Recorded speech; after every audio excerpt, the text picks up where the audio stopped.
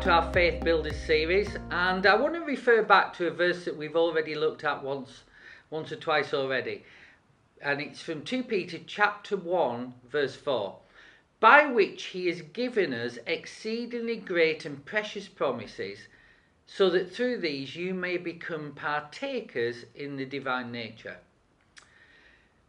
Did you know that centuries before Jesus appeared on the earth, the prophet Isaiah actually prophesied a lot of the things that Jesus would do?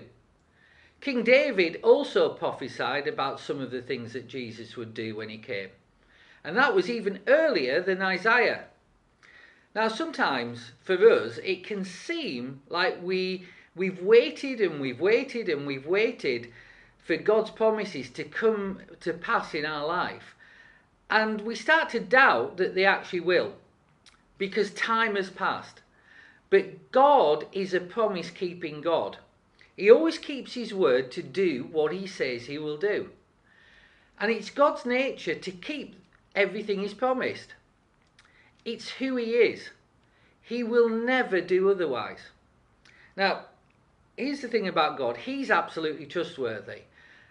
And that means that if I don't drop my faith, if I don't drop my guard, if I don't let myself become double-minded, and I start to doubt what God promised, then ultimately it will come to pass. So if you can find a promise of God in his word that applies to you, and you're waiting for God's promise to come to pass in his life, what should you do? Because there's sometimes a gap between the prayer and the answer. What do you do in that gap? Jesus told us that one of the things that we must do in that gap between the amen at the end of the prayer and the here it is when we see the answer is to always pray and not grow faint. That word not grow faint is sometimes translated lose heart, and you can find that in Luke chapter 18 verse 1. What he's saying is this: we're to keep believing even when we haven't seen. And one thing that keeps us believing is to keep praying, keep taking it to God and reminding him of his promises. Keep taking it to God and reminding ourselves of his promises.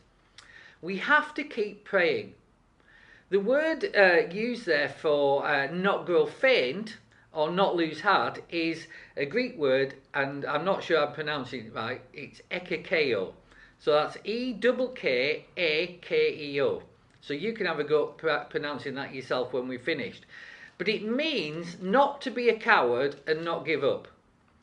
And that's it right there. We do not run from the heat of the battle. We don't flee in the face of the enemy. Instead, what we do is keep looking at the troops that are on our side and keep our eyes on the commander of those troops, Jesus Christ. And with Jesus, we will say, I will have what I am promised. I will not flee. I will stand. I will fight. And I will keep on praying until I see the promise of God in my life, because I know he's faithful to me. So I'm urging you today, I'm encouraging you today to keep going. Whatever you're going through, keep going. Keep speaking God's promises. Keep praying them. Keep reminding him of his promise. Keep reminding yourself of his promises, and you will see it come to pass. So Father God, I thank you that you are a promise-keeping God, and I'm not going to give up. I'm going to commit myself to keep bringing my petitions to you until I see your answer, and I declare I will not grow faint, I will not run, but I will keep my eyes on you, Jesus Christ, commander of the troops.